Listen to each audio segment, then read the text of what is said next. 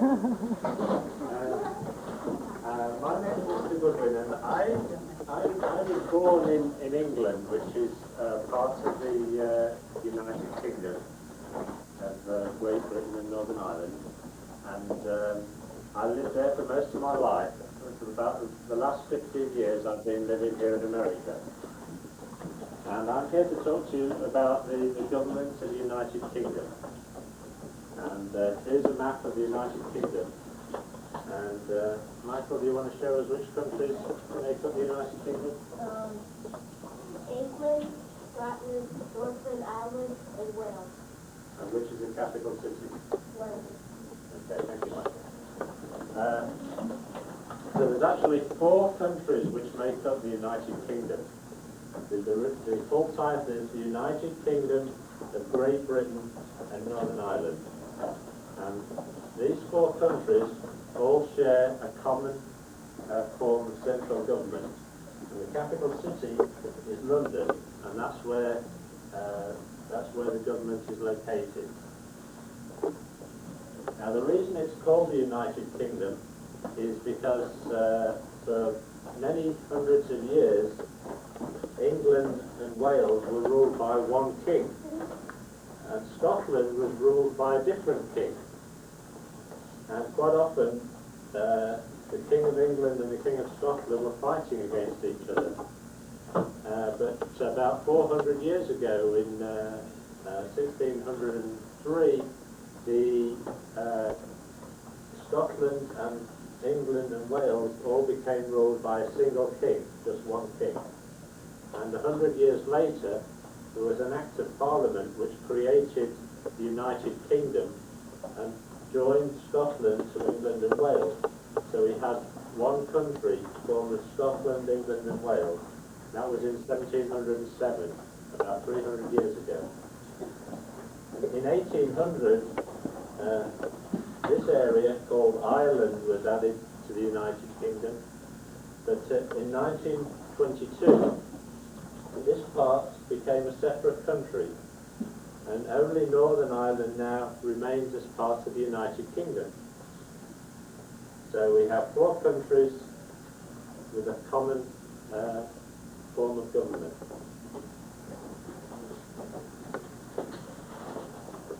Now, there's something that the government of the United Kingdom has in common with the government of the United States, and that is that they're both democracies. Can anybody tell me what a democracy is? I'd like the word on the board, see if you recognise it.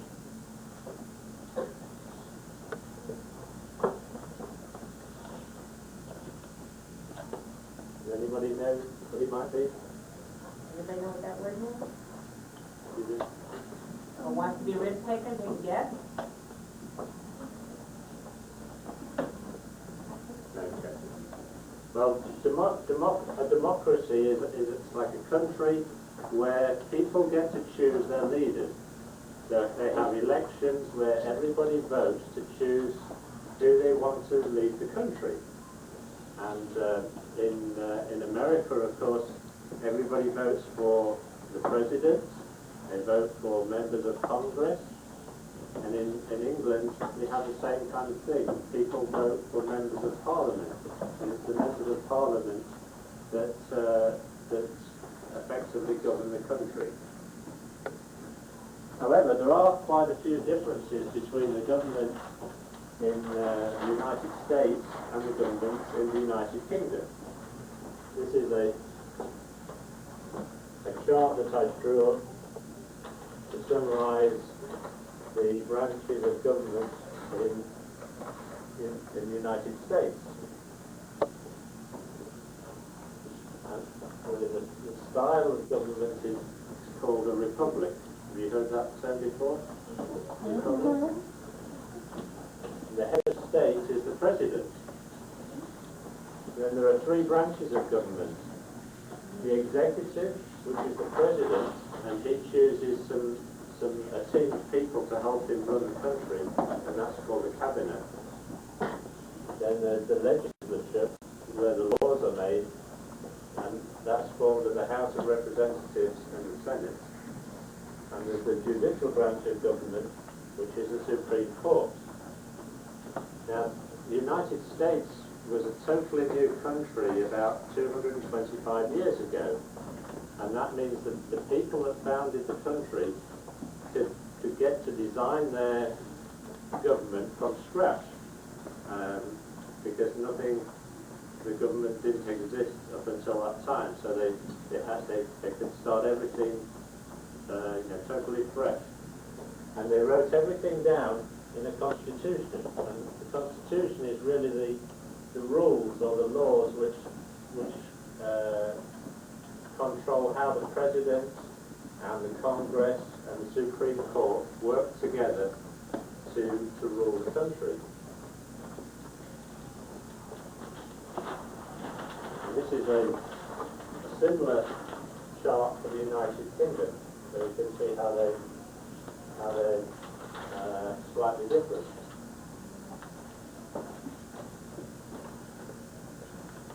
The style of government has a different name. It's called a parliamentary democracy. Everybody can see. We need to take it off.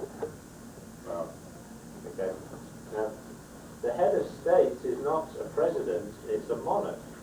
And the monarch, the other name for a monarch is a king or a queen. I'm sure everybody's heard of a king or a queen, right? Uh-huh. The executive branch of the government is not the president, it's the prime minister. And just like the president, he chooses a team of people to help him run the country, and that's called cabinet. And where the laws are made, the legislature it's not Congress, it's called Parliament. And there are two houses of Parliament, the House of Lords and the House of Commons. Now, there's also a judicial branch of government, and that's called the Court of Appeal. And some of the members of the House of Lords sit on the Court of Appeal. Now, one of the interesting things about the government in the United Kingdom is that the Constitution isn't really written down. There's no one document or set of documents that describe all the rules for how the country should be governed. So it's called an unwritten constitution.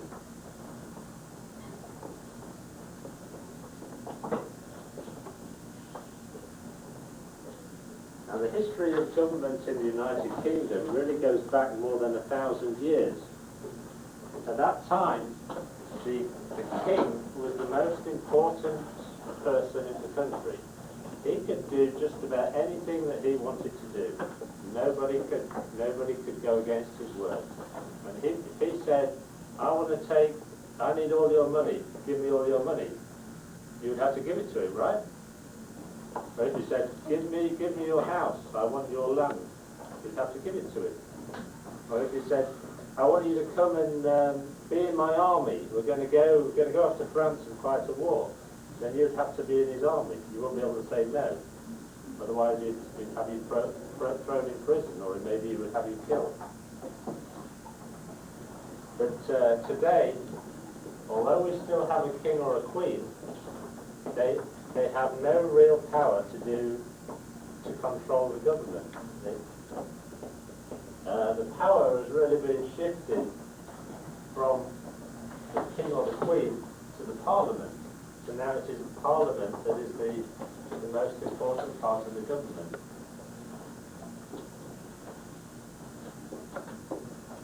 Now, this shift in power from the king or the queen to the parliament has taken place over a long period of time. And it really started about 800 years ago, in the year 1215. At that time, the king's name was King John.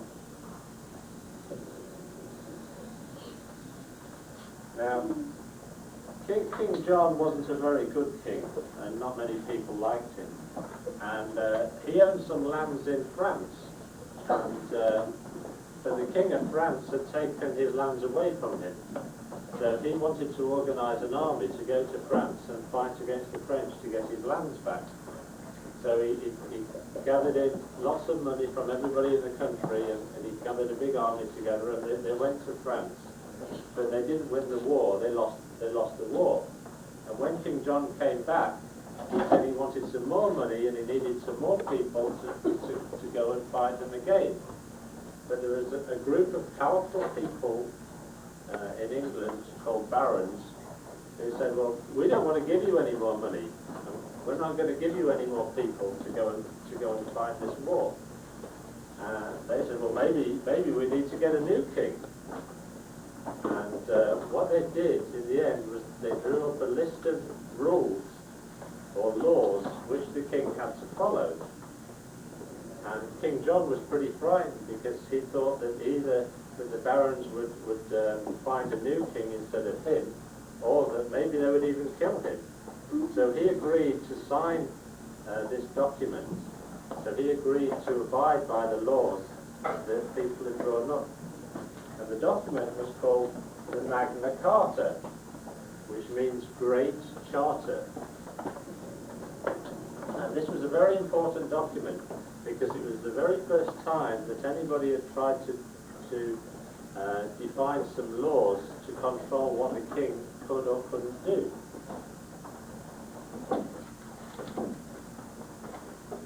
Now, a few years later, in 1258, that's about 750 years ago, and a group of powerful barons got together and they started to perform some of the duties that had previously been performed by the king.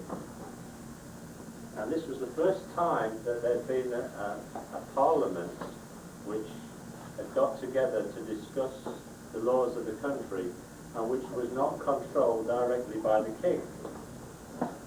One of the barons was called Simon de Montfort, and he invited people to come from all different parts of the country, all the different towns and cities and villages and counties.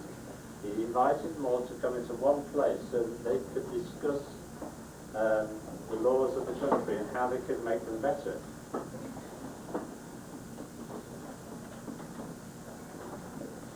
So that was really how parliaments began to become more powerful than the king.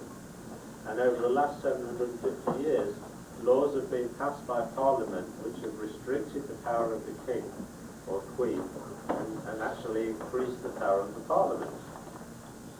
Now, can anybody tell me who is the king or queen of the United Kingdom right now? You know? Elizabeth, yeah, that's right. Queen Elizabeth. Her title is Queen Elizabeth II. And that's because about 500 years ago, there was another Queen Elizabeth, and she was called Queen Elizabeth I. However, the Queen, as I said, has no real powers. She is like a figurehead that unites the country. When you come to school in the morning, what's one of the first things that you do before you start your lesson? You say the Pledge of Allegiance.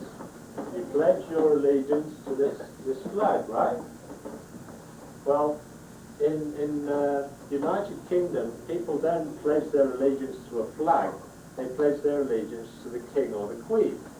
So really, the king or the queen is the thing that unites people together. Now, the queen is not elected. That means that people don't vote for the queen.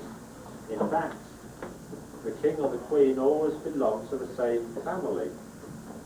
And the queen's father was called George, and he was the king, and his title at the time was George VI. When he died, he didn't have any sons, but he had 2 daughters. And the oldest daughter was Elizabeth, so she became the queen. Now, Queen Elizabeth has 1 daughter and 3 sons. And when she dies, or if she decides that she doesn't want to be queen anymore, then her oldest son will become the new king. and his name is Charles. So he will be called King Charles. Now the Queen has several houses and palaces and castles, but her main home is Buckingham Palace, which is on the television there. So that's a very large palace. It's much bigger than the White House. And Buckingham Palace is in London, in the city of London.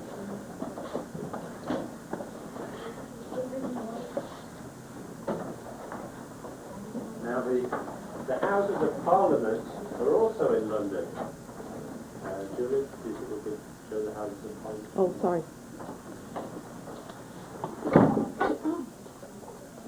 The Houses of Parliament are also in London. And there are two, well really it's one large building, but it's divided into two groups. The House of Lords and the House of Commons. Okay, that's the Houses of Parliament right there.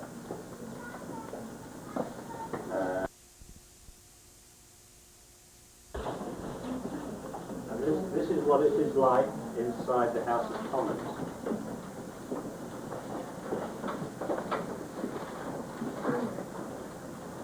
Now the House of Commons is the most important part of Parliament. It is the House of Commons where new laws are created. The House of Commons has 659 members, and the members are called MPs, which stands for Member of Parliament. Now, all of the MPs are elected. That means everybody in the country votes for who they want to be their Member of Parliament. And the Members of Parliament get paid about $70,000 a year. Each Member of Parliament represents a town or a city or maybe part of a county. So you might have a Member of Parliament for, say, Delray Beach, or another Member of Parliament for Boynton Beach. And all the people in Delray Beach would vote to decide who they wanted to be their Member of Parliament. Now everybody over the age of 18 who lives in a town or a city is allowed to vote for who they want to have as their Member of Parliament. Most of the Members of Parliament belong to political parties. Does anybody know the names of any political parties in America? Yeah.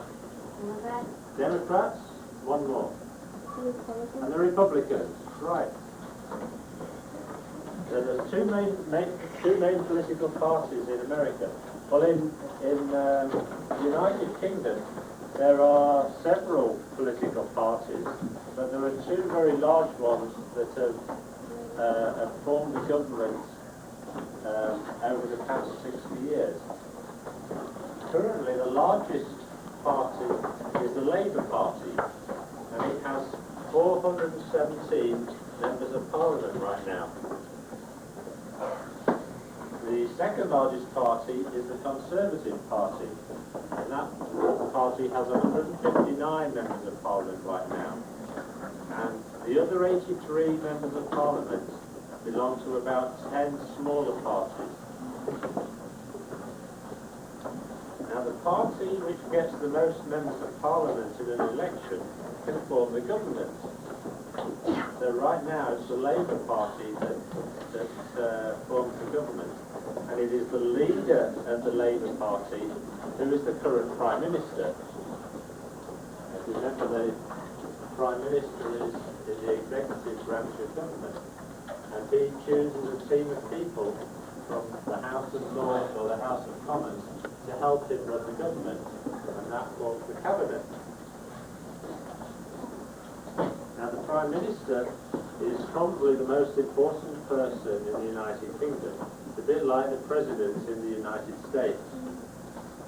The name of the Prime Minister at the moment is Tony Blair. And this is Tony Blair right here.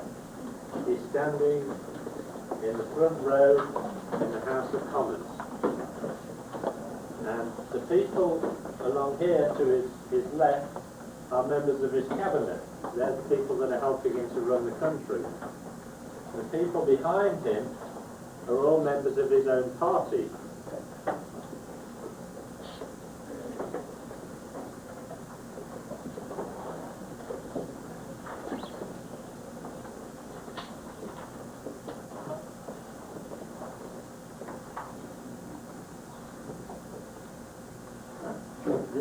This is what the House of Commons looks like when there's nobody sitting in it. The Prime Minister would sit right here, and his government ministers who form the cabinet would sit on these benches here. All of the other members of the same party would sit behind him, and they form the government. These are people that support the government. The people in the political parties that don't support the government sit on the opposite side, and they're called the opposition. The leader of the second largest party, which is currently the Conservative Party, would sit right here, right opposite the Prime Minister. And there's a Speaker of the House who sits on this chair here, and it's his or her job to control the debates in the House of Commons. Now, when the members of Parliament are discussing new laws, sometimes they get pretty excited and they start shouting at each other, and they cheer, they go here, here, here when they agree with something. Sometimes they jeer, and sometimes it gets a little bit loud. Well, it's the Speaker's job to control them. And when people start shouting too much, she has a hammer and she bangs on, or he or she bangs on the table. And she says, "Order! Order!" Now, if a member of Parliament doesn't behave himself, then the Speaker can order that person be removed from the Parliament. So they have to go outside. It's like putting them in time out.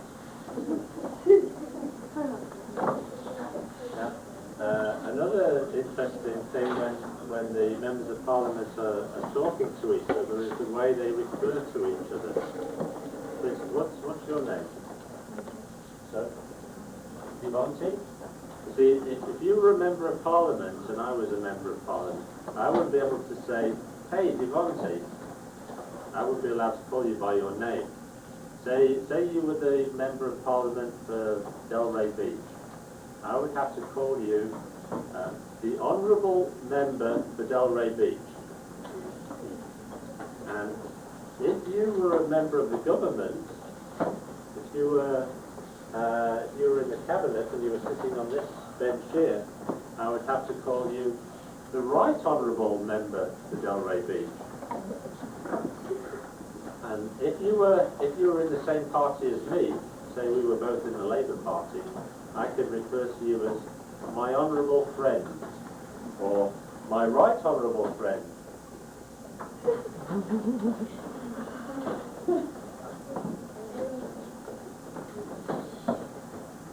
Now, it's the Prime Minister of the Cabinet gets to choose most of the new laws that the Parliament will discuss. And when a law is introduced into Parliament, it's first called a bill. And bills are discussed 3 times by the House of Commons.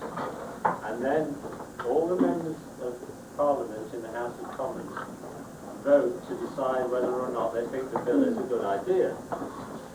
If they don't think it's a good idea, then everybody forgets about it. But if they think it's a good idea, then the bill gets passed on to the House of Lords.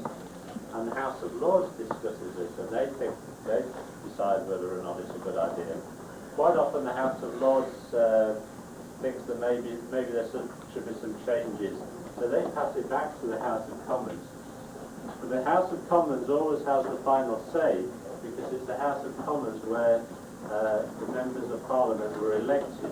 In the House of Lords, the members of the House of Lords are not elected. The members of the House of Commons are elected, i.e. people vote for them. So they have the final say as to whether the bill should be passed and become a new law.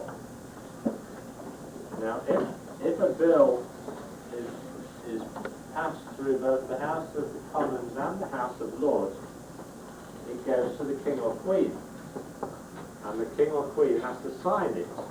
And once they sign it, it becomes an Act of Parliament. And that means that it's a new law and everybody has to obey it.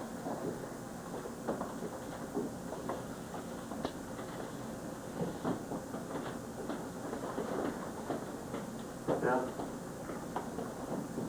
the House of Lords used to be the most powerful part of Parliament, but over the years, most of the power has been moved from the House of Lords into the House of Commons.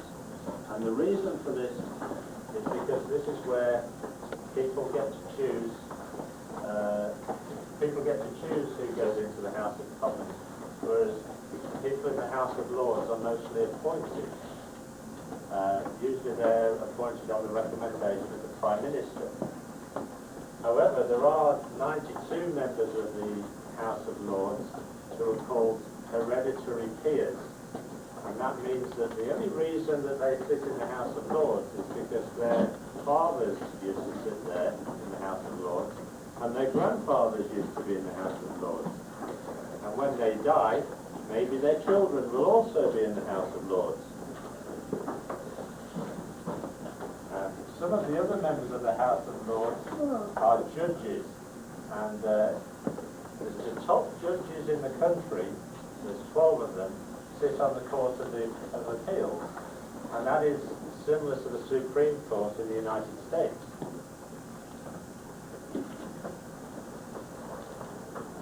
Now, in America, we elect a president. How often do we elect a president? Does anybody know? Every 4 years. Every 4 years we have an election for a president.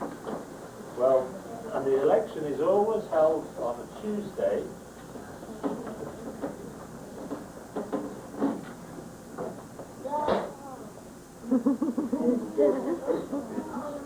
The election is always held on a Tuesday, and it's always early in November.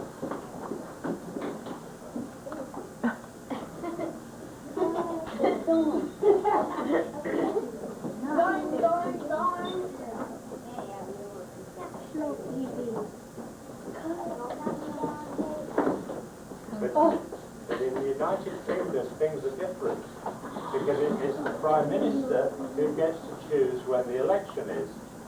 He can choose any day he likes, except it has to be within 5 years of the previous election. Now, in fact, only last week, the Prime Minister, Tony Blair, decided that there would be a new election on the 7th of June, which is only like 3.5 weeks away. That means that the election campaign lasts only 3.5 weeks. Now, the election campaign is when everybody who wants to be a member of Parliament goes out and tries to persuade people to vote for them. And in America, this takes a long time. You know, it takes maybe more than a year to complete a full election campaign. But in England, in the United Kingdom, it's only 3.5 weeks. So right now, everybody in the United Kingdom is pretty excited because there's an election coming up in only 3.5 weeks. On Monday, Parliament closed down, and it won't reopen again until after the election is over. And it's going to reopen on Wednesday, 13th of June.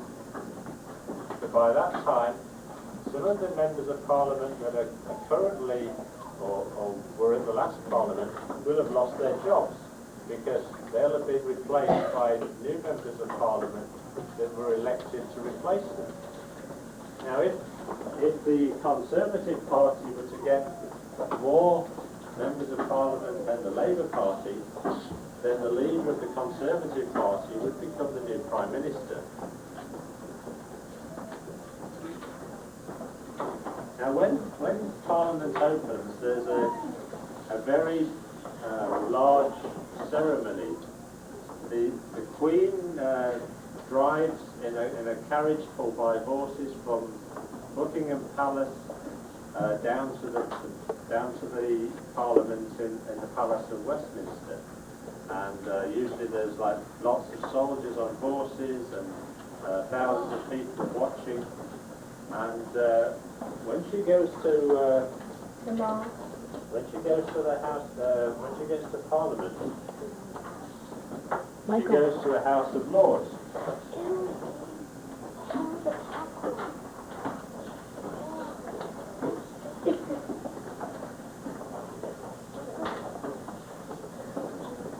Can you pull it up a little? Can you pull it up? This is the House of Lords here. The House of Commons is just further down, I think. But here is the Queen sitting on the throne in the House of Lords. Well, she's like 75 years old now,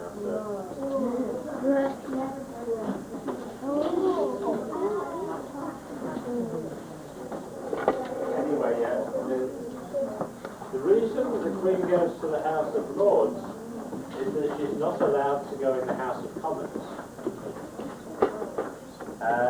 Now, she has to give a speech to all of the members of Parliament, but most of the members of Parliament are in the House of Commons, so she has to send somebody to fetch them from the House of Commons. This person is called Blackrod. This guy here is called Blackrod. He's dressed all in black, and he has this staff of office here with a crown on the end. And the Queen sends him from the House of Lords to the House of Commons to get all the members of Parliament to come to the House of Lords. And he walks down this long corridor between the House of Lords and the House of Commons. And when he gets there, the people in the House of Commons see him coming, so they slam the door in his face. And then he has to use the bottom of his staff here to bang on the door 3 times. And then they agree to let him in. And the reason they do that is because the House of Commons wants to show that it's independent from the House of Lords, and that it's independent from the Queen. Anyway, once they allow Blackrod to come into the House of Commons, then he asks them to follow him to go back to the House of Lords. And that's what's happening here. He's marching down the corridor, and all of the MPs are going to follow him down the corridor to the House of Lords. When they get there, they're going to listen to a speech given by the Queen.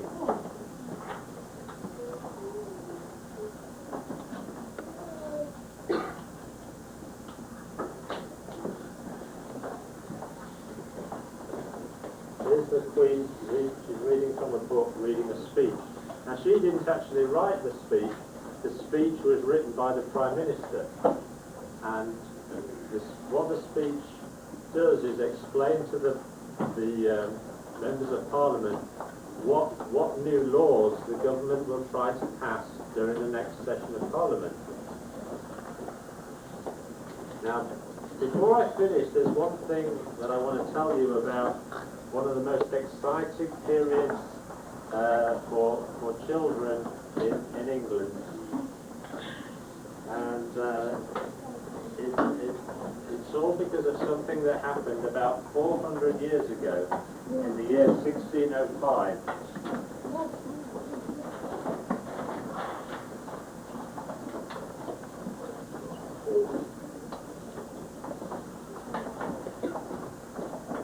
Now, on November the 5th, in 1605, the King was coming to Parliament, and he was going to reopen the Parliament.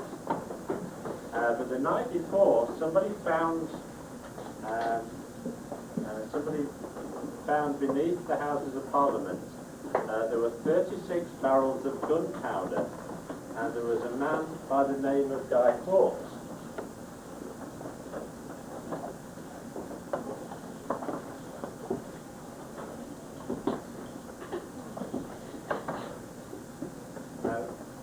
Guy Fawkes was planning to blow up the Houses of Parliament and kill the King.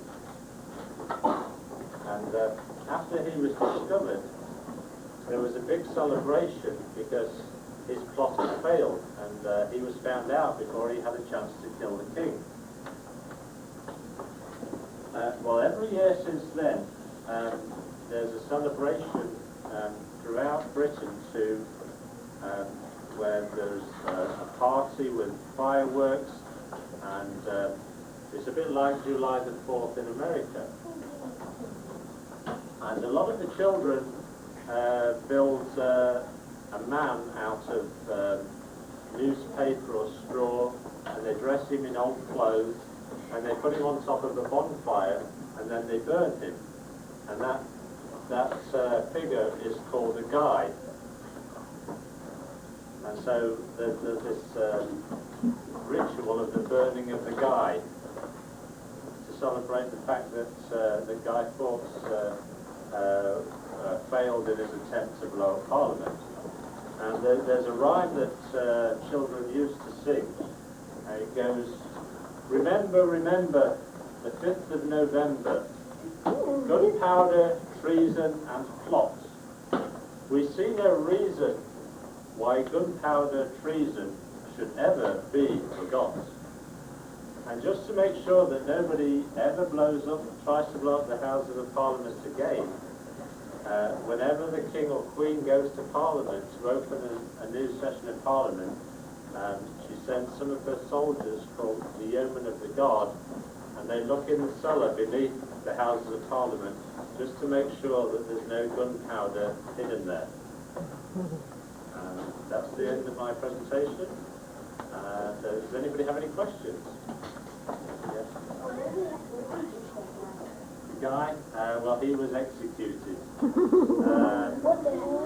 They killed him. In a pretty bad way. I don't want to give you all of the details. The most serious criminal offence is called treason. And that's what, whenever you try to do something against the King or the Queen or a member of the government, back then the punishment was called hanging, drawing and quartering. Anyway, it was a pretty bad way to die. Yeah.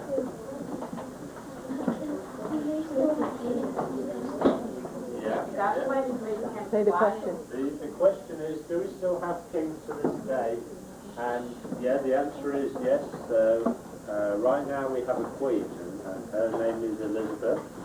But when she dies, or if she doesn't want to be queen anymore, then her son, King Charles, will take over.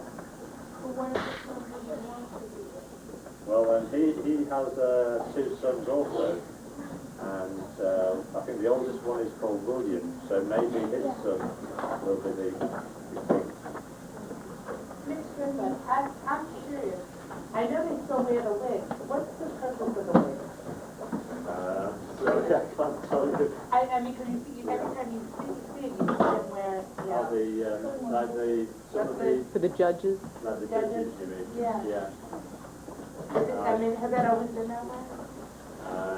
Yeah, I guess it used to be several hundred years ago. I mean, it was common for all men to wear wigs. They did it in the United States for a while, didn't they? Yeah. So I can just assume that it's just a carrying forward of that custom of important people wearing wigs, or especially on any kind of formal occasion. Men always used to wear wigs. Yes.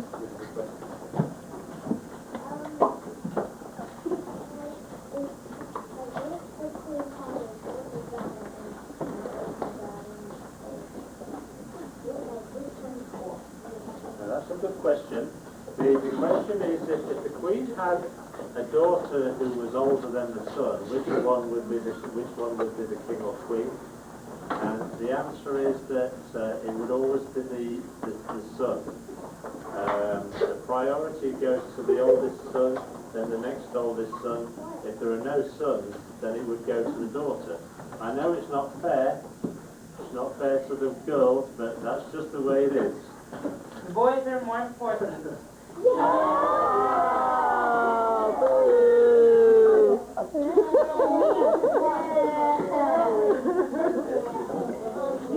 Okay, we all need to be quiet to listen to the question.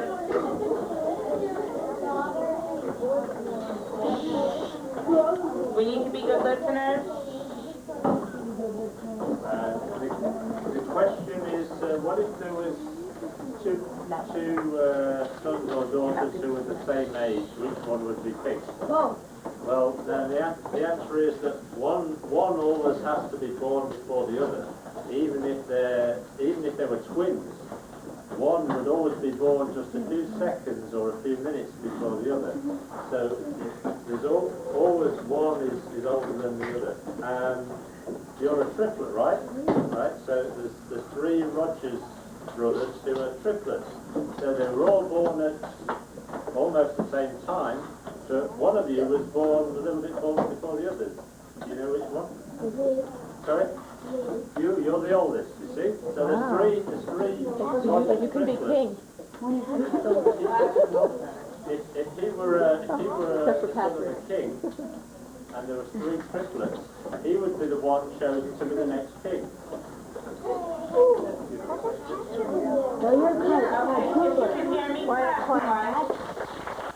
Thank you. Please listen.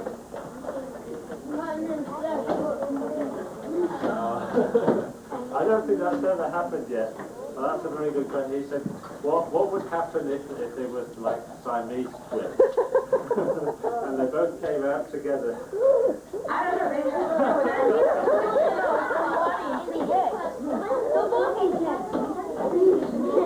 Okay, if you have ready, we only have a few more minutes because we've got specialty issues, so we have some good questions.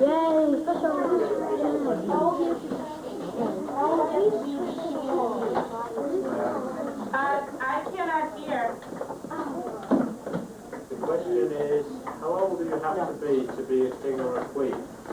Well, the answer is there is no minimum age. But somebody would have to help you until you were about the age of 18. They would probably have to perform all the duties of the king until you got to be old enough. I need eyes, I need ears. We cannot answer questions if you are talking to your neighbor. There should not be anybody else. You should be sitting with your hands on your lap, please. Thank you. What happens if you were 6 years old and your mom and dad died? And your mum and dad was the queen? Or your mum? Yeah.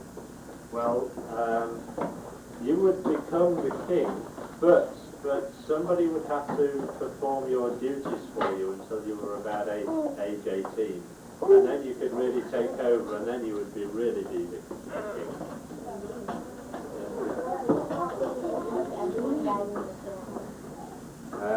That's a good question. The question is, what is everybody in the royal family died? Who would be the king or the queen? And that's a very, very difficult question to answer.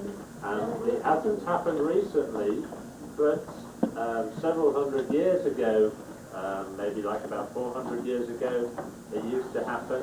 And at that time, there used to be like a war between people who wanted one family to be the next king or queen, and people who supported another family. And a lot of people were killed in the wars. But I'm sure that wouldn't happen now. There would be a more peaceful way of finding out who would be the next king or queen. But I can't tell you who that would be. Yeah. If the queen says she doesn't want to be with me, after that, what does she do? Does she have like normal people, or Yeah. does she keep the money? Well, That's a good question because What was the question? the question is what would happen if the Queen didn't want to be the Queen anymore? Well, there is one occasion when something like this happened, and that was about 70 years ago. There was a king. His name was King Edward, and he was king for just a few months, and he decided that he didn't want to be king anymore. So he just stopped being king, and his brother took over and became the new king. And the king's title was just changed to the Duke of Windsor. He didn't. I don't think he got any more money from the government because he wasn't king anymore. Have somebody at the back. My question was there more mean kings or more nice kings? Sorry?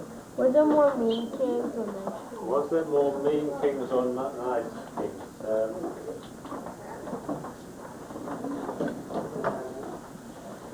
That's hard to say.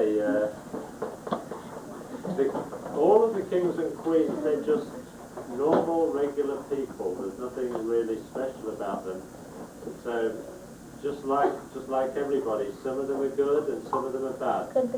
Some of them are very smart and some of them are very stupid. Some of them are good and some of them are bad. They just have the same advantages and disadvantages as everybody else. Okay. Yeah, we've got One more question.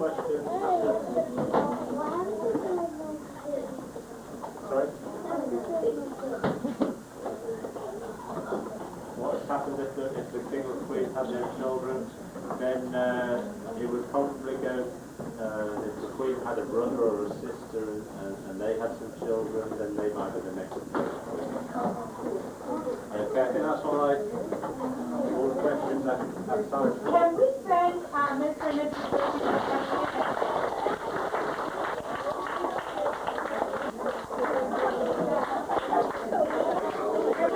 One more time, can we guys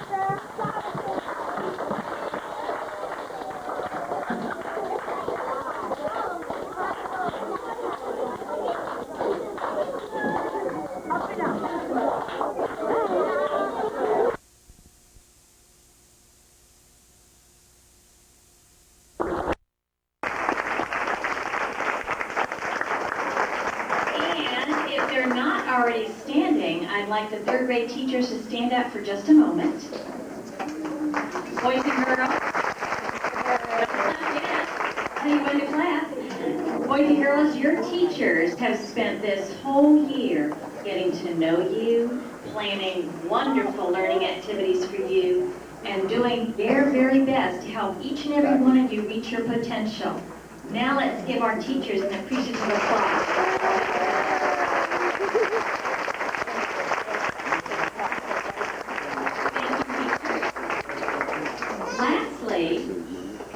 I'm sure that you teachers and boys and girls know how important your parents have been in helping you and supporting you this year. Let's give those parents who were able to join us today an applause and thanks for all their support this morning.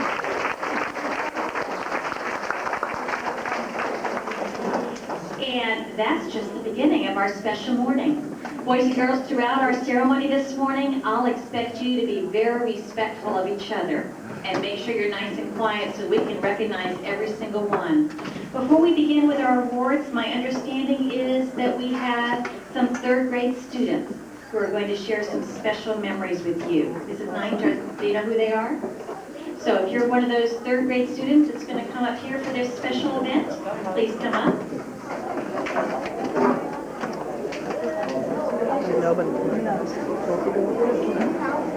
Thank you, boys and girls in your seats who are doing an excellent job of being respectful.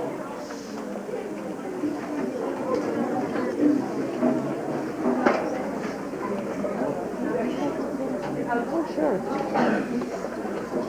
Just give me your phone number, everybody who wants a copy, and I'll make my copies. You have your video, don't you, or you have camera? No, I just have a still. I send you one. Still? Oh, Michael, too.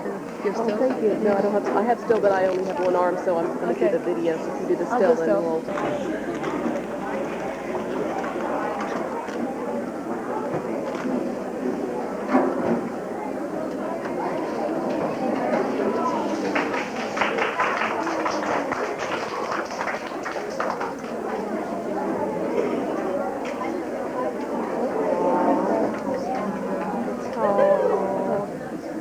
It's Ricardo. Remember Ricardo? Yeah.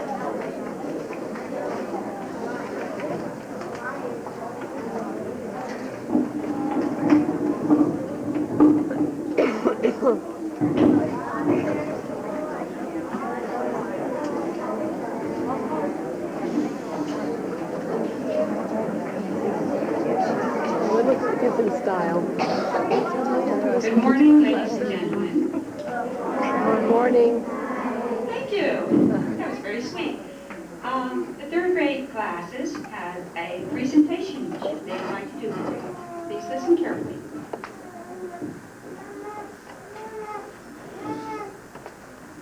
Image from Morikami Park, which is an excellent school. For the October party, we wore our costumes to school.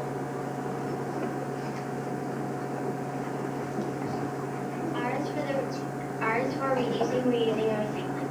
We learned to help our parents become a better place. I remember that one time I collected the recycling bin and the bottom fell out and all the people fell all over.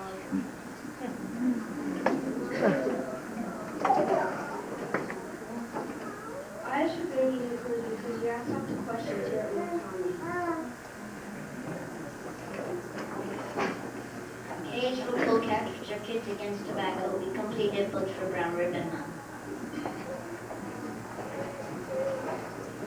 A is for architecture. We built models of different types of architecture.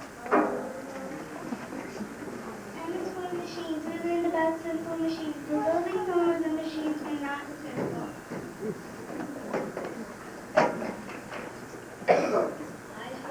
I for info. Our teachers have had referrals on P is for participation. Participate in groups every day. P is for archaeology. We dig up artifacts. R is for research. We completed research during our unit in the lab. K is for key concepts. They were the concepts that helped us ask good questions. P is for election of our president, which took place this year. L is for learning new things like languages, concepts, and multiplication.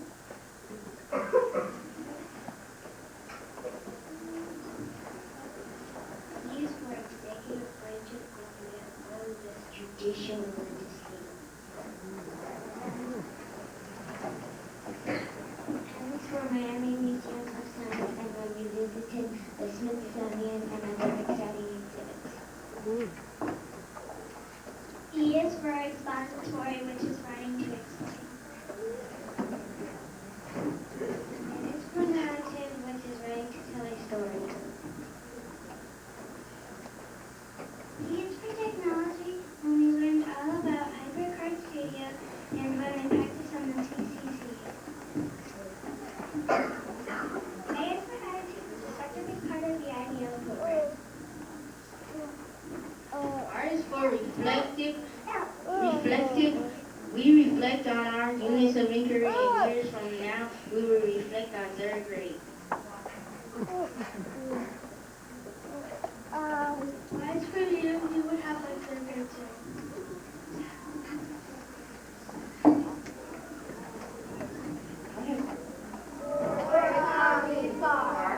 Elementary.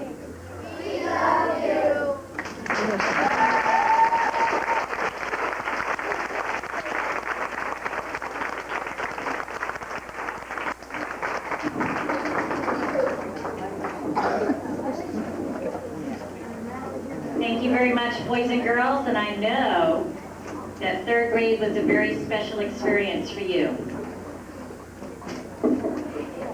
As they're being seated, I'm going to explain the presentation of certificates this morning. The third grade teachers are going to be presenting the following awards. Honor Roll for those that have made honor roll all year. High honor roll for those that earned straight A's all year. Perfect attendance for those that have not missed a single day. Good conduct awards for those that have earned 3s in behavior all year. Most improved and most outstanding student in science, reading, math, social studies, spelling, and writing. Most improved students in these subject areas, and special awards from the PE, music, art, technology, and Spanish teachers. Then following all the class awards, I have some additional special awards to distribute that the teachers don't even know about. Now, boys and girls, we have a lot of children to be recognized today. We are going to do so by class. Boys and girls, when you're called, you're going to be coming up this side of the steps. Everybody point to the steps you're going to walk up. Good job. After receiving your awards from your teacher, I'm going to be at the other end. I would like to shake your hand. So don't forget to shake my hand. And then you're going to walk down these steps to your seat. Which steps are you going to go down? You got it. All right, so that we can hear each award that each child is receiving. It's going to be hard, but I'm going to ask you to hold your applause to the end of the class, and then we'll applaud for all, because the teachers are going to be going right through and reading all the special awards that each child receives. And throughout the program, once again, boys and girls, I expect you to be quiet and respectful for all your fellow third grade students. So we're going to start with Miss Fon's class.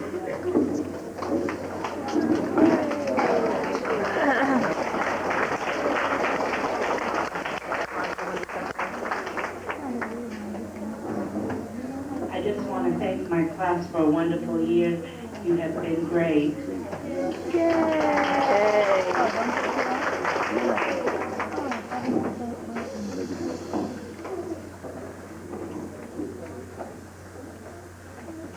The first one is for Tracy Abel. She's getting an award for improvement in spelling, good conduct, and achievement in computer.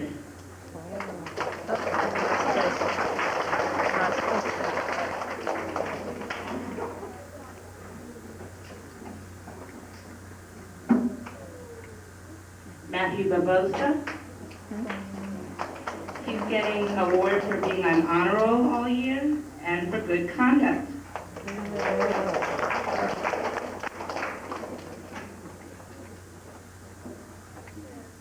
Kevin Bolak is getting an award today for improvement in science.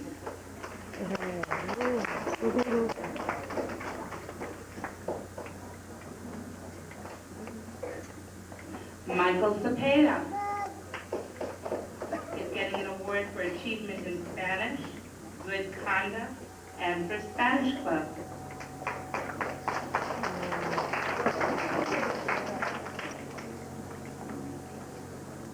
Lauren Chico. Lauren is getting an award for improvement in science and for good conduct.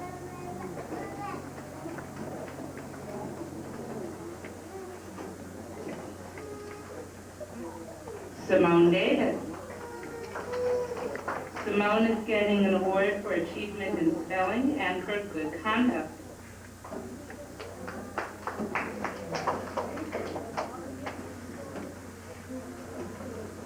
Marco Desnoyes is getting an award for improvement in writing.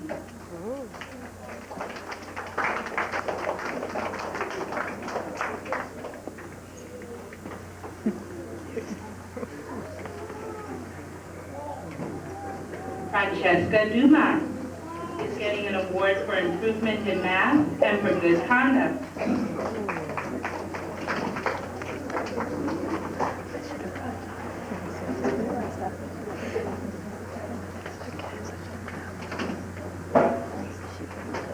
Hannah Engram is getting an award for writing achievement, high honor roll, student council, and for good conduct.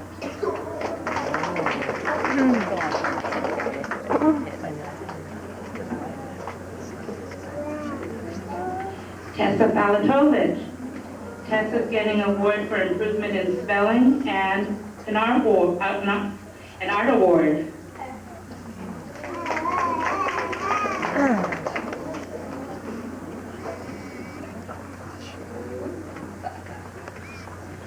Michael Goodwin.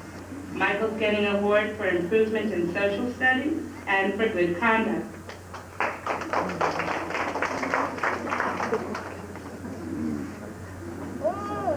Gabriella Hansen. Gabriella's getting an award for good conduct and for improvement in science.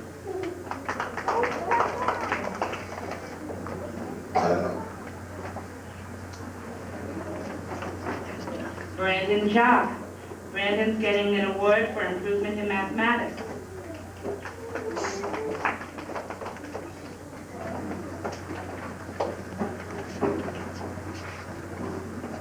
Timothy Cobell.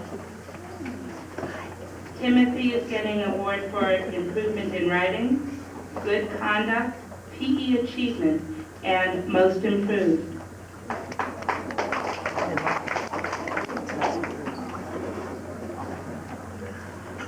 Tiffany Mays. Tiffany is getting an award for improvement in social studies and for good conduct.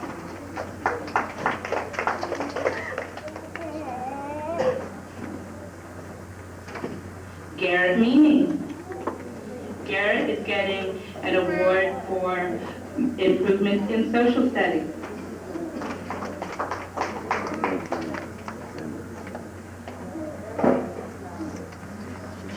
Matthew Medeiros.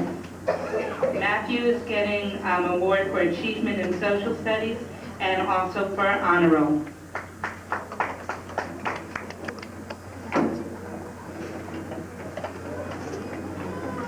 Ashton Mia. Ashton is getting an award for improvement in reading, good conduct, and achievement in music.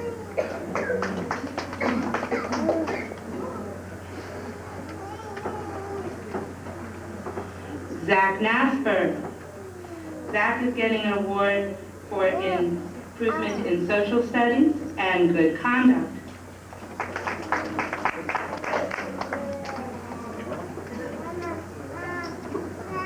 Michael Newman.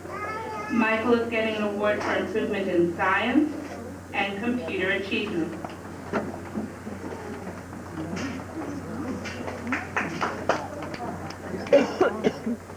Jessica Perfetto. Jessica's getting an award for theater buzz, music achievement, Spanish achievement, high honor roll, good conduct, reading achievement, Spanish club, and PE achievement.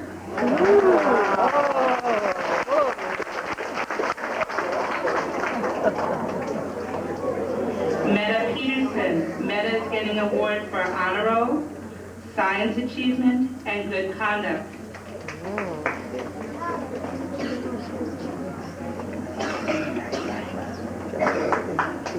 Gabriela Ramirez. Gabriela is getting an award for improvement in writing and for theater buzz. What's that? I said it sounded like she's so sweet. I had her sitting next to Michael for a year. She helped him a lot. It's like Joe Rogers. Joe is getting an award for good conduct, improvement in reading, and for theater buzz.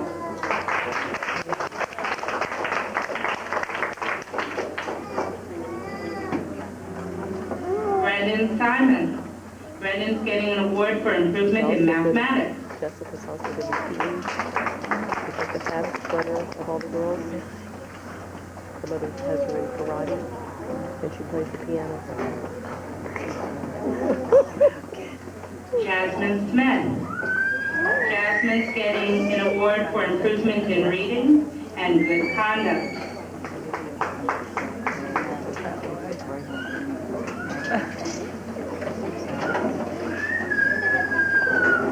Bianca Taylor.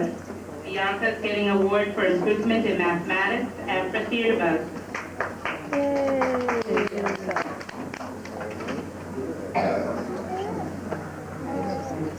Calmeen.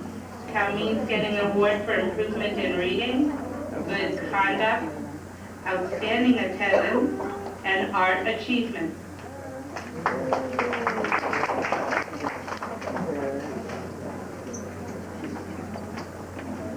Monica Oy. Monica's getting an award for honor roll, Spanish achievement, mathematics achievement, and good conduct.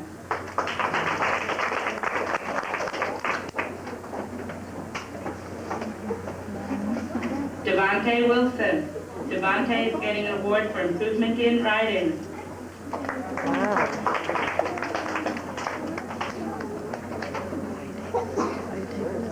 And that's the end of my class, and I want you to know how very proud I am.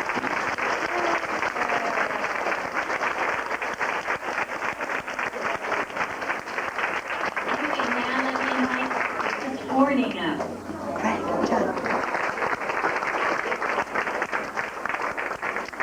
This is for third graders. Third graders, this is your first time that you take standardized tests. Remember those FCAT tests you took? And you did wonderfully. Our scores were great because all of you really worked hard.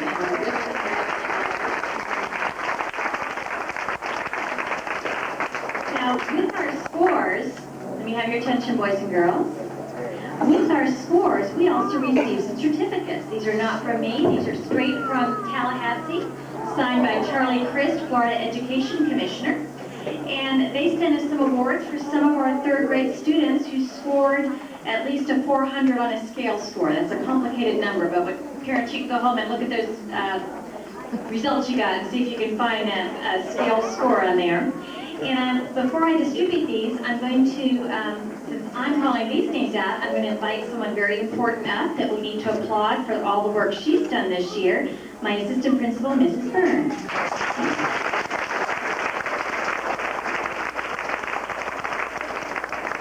She didn't know I was going to call her out, but I knew she needed her applause too. So after I call your name, boys and girls, I'm going to come up here. You can shake Mrs. Burns' hand, and Mrs. Burns, we might need to make 2 rows of these children too, because there's quite a few. So I'm going to, they either got the award for reading, math, or both. Again, these were very high scores for us third graders, so let me have your attention, everybody. And I'm going to mispronounce some names. I have to apologize. I don't know your names as well as your teachers, so please forgive me. Ryan Elaine. Jacob, and if you'll hold your applause till I call all the names so we don't miss them, and then we'll applaud everyone when we get them all up here on stage. Jacob Altieri. Ryan's was for reading. Jacob's was for math. Calvin Brown for reading. Connor Coyne for math.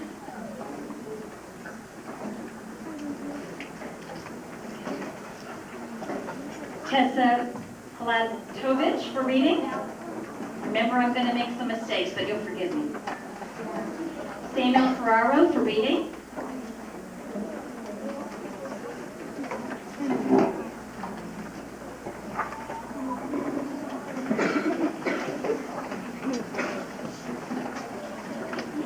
Danielle Irwin for reading.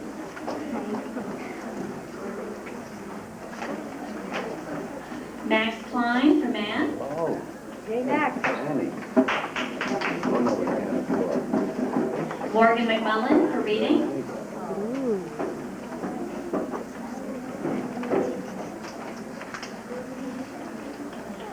Danielle Metzger for reading. Amanda Mashi for reading.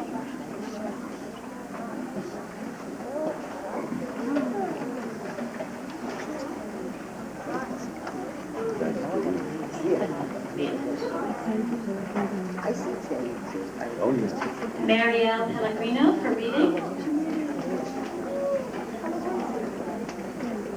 Jessica Perfetto for reading and math. Of course.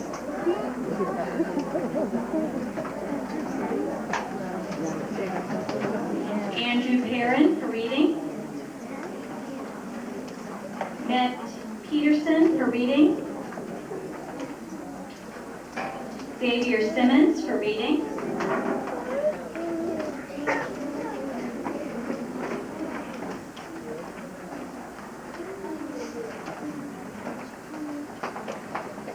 Monica Oy for math. Shamia Zirak for reading.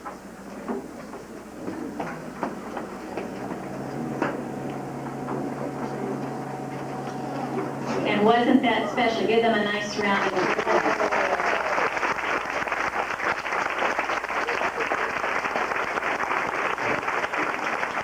And I'm going to ask them to stay up here to share with me the final part of our program. Boys and girls, it's been a great year. I'm very proud of you. I know you love it here at Morikami Park, and you have worked very, very hard. For our final time, I'd like everyone to stand up quietly. Don't talk. And we're going to sing together the Morikami Park Elementary School song. Boys and girls, thank you. And I want to hear all your voices, and you guys up here are going to help me. Okay?